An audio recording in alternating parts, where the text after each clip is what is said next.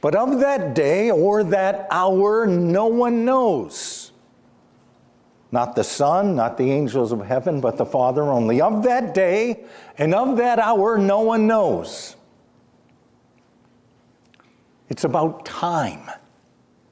It's about knowing what time it is.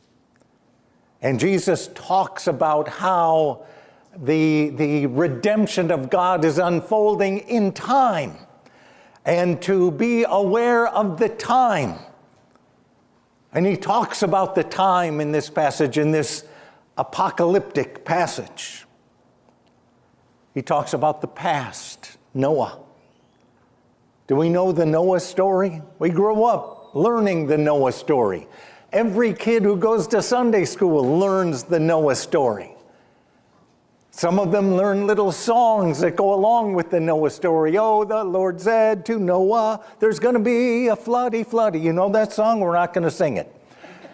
But we know the Noah story. It's a part of the tradition of learning that God is with us. And God is working God's will in the world. And God's will is love and joy and peace. And in the days of Noah, there was violence and darkness. And so God called to Noah and said, build an ark, it's going to rain. And Noah heard the voice of God and obeyed. That happened in the past. It's part of the story of the past. And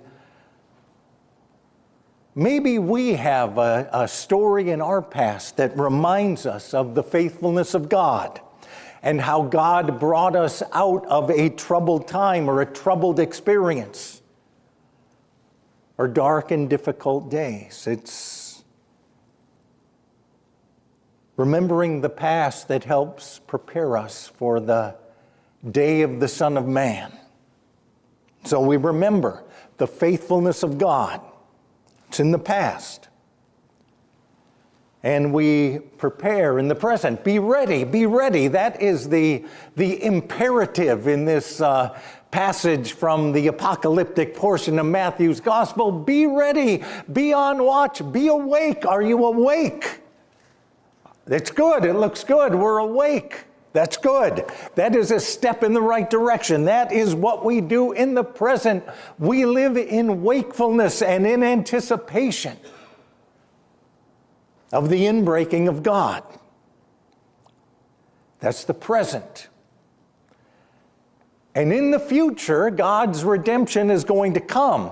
But it's going to come not the way it did in the days of Noah, where animals were brought onto the ark 2 by 2, right? 2 by 2. The days of the Son of Man will be a redemption that comes not 2 by 2, but one at a time. One person will be taken, one left. One is ready for the dawning redemption of God, and one still thinks that we're doing fine and we're going through life, and the darkness and the violence that's happening in the world, that's just part of it. And we go about our business and we live our lives and we think that somehow that is not becoming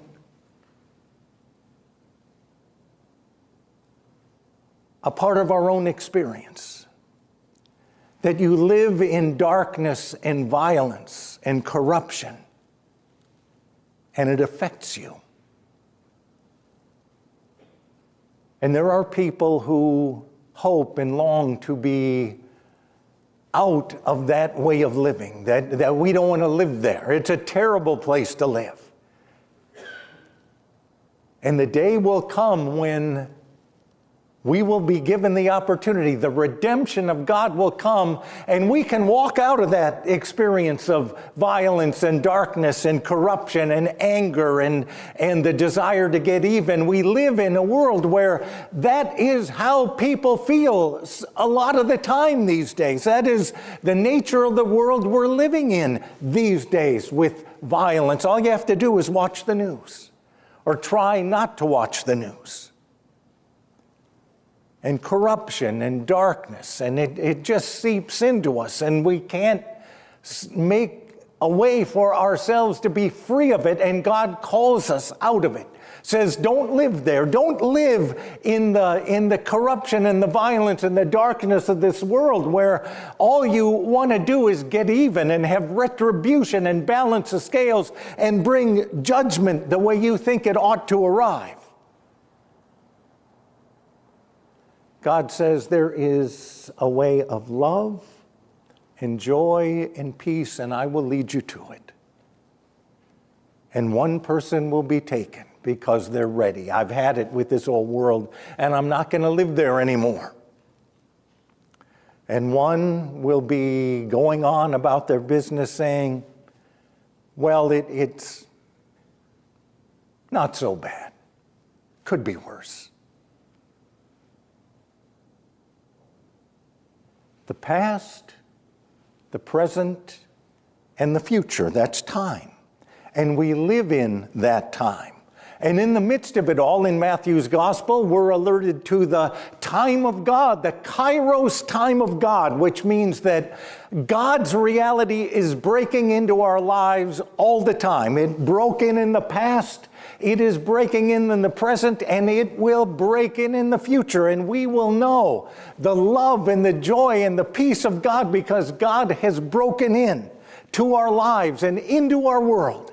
And the world is not all darkness. It's not all violence. It's not all corruption.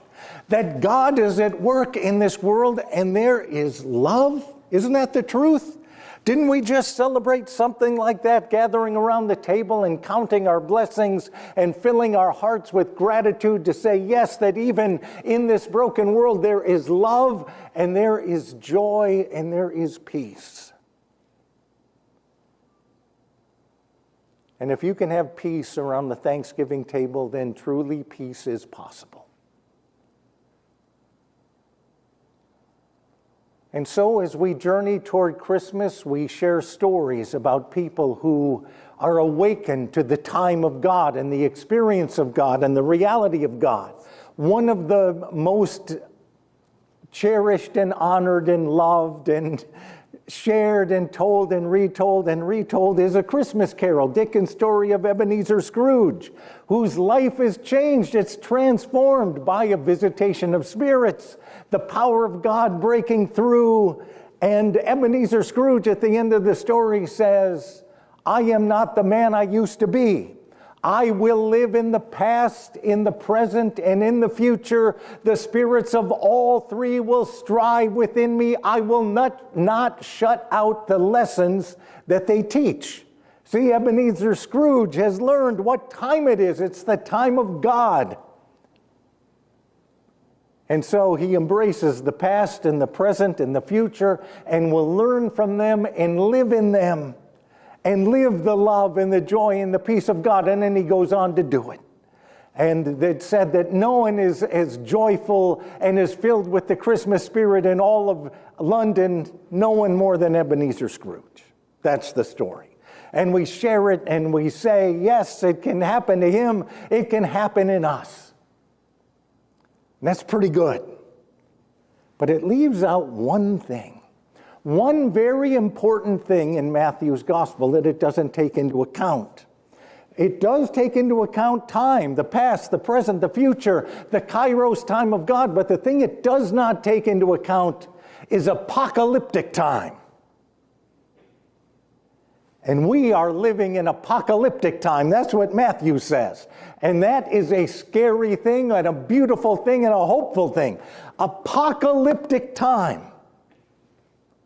An apocalyptic time means that the time has come when God is going to break in and liberate God's children from the darkness and the violence of this world and lead us out of captivity into a new life with God. That is apocalyptic time.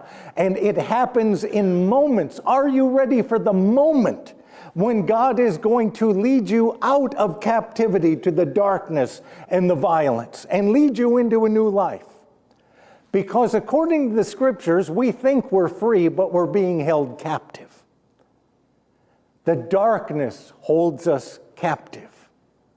that we live in the darkness and we make our home in the darkness and we try to make our way in the darkness and make a life in the darkness. And Jesus says, I have come to bind the strong man, the deceiver, the prince of darkness who holds us captive. And Jesus says, I will bind him and I will set you free. That the prince of darkness will not control your life anymore. And the day when the Son of Man comes and sets us free from the power of darkness in our lives, the darkness had seeped into us, and he sets us free, we are free indeed. And that's apocalyptic time. And when that moment comes, we got to embrace it and say, okay, I'm running to freedom. I am running out of the darkness and I'm running into the freedom of God, into the love of God and the joy of God and the peace of God and the new life that's come to me. I was a captive, now I'm free. That's apocalyptic time.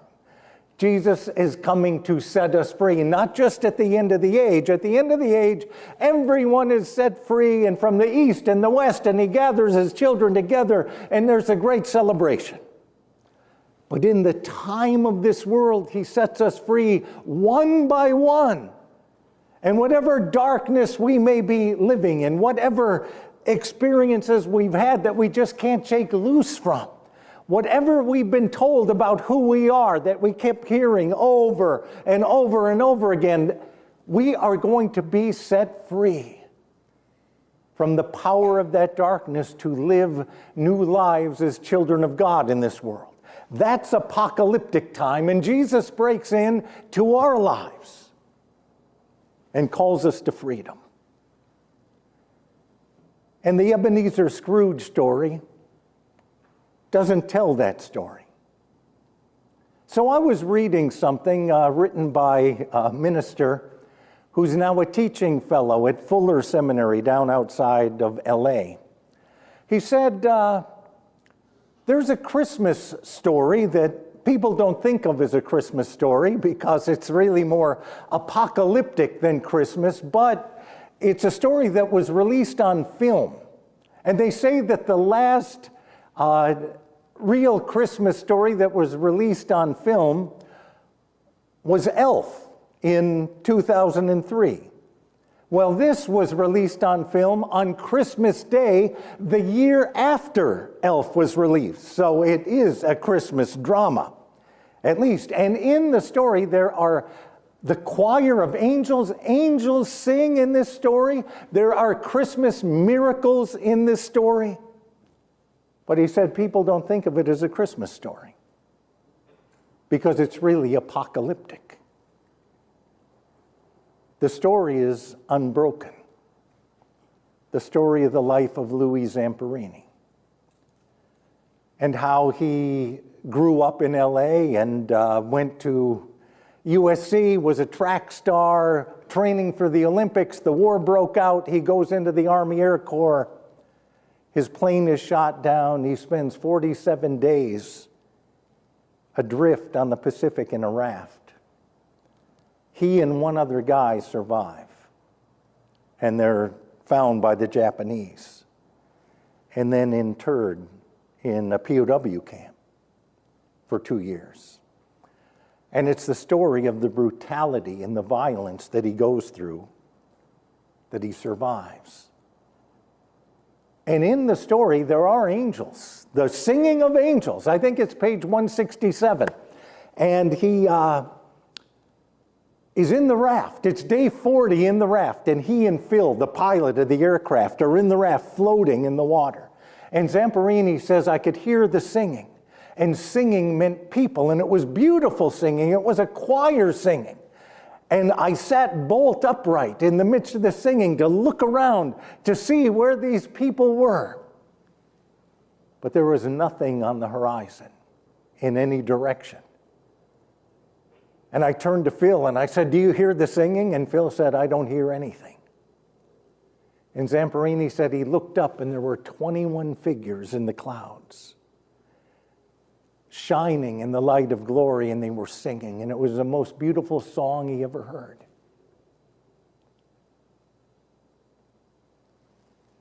And he made a promise after that experience that if he survived, he would seek God and serve God.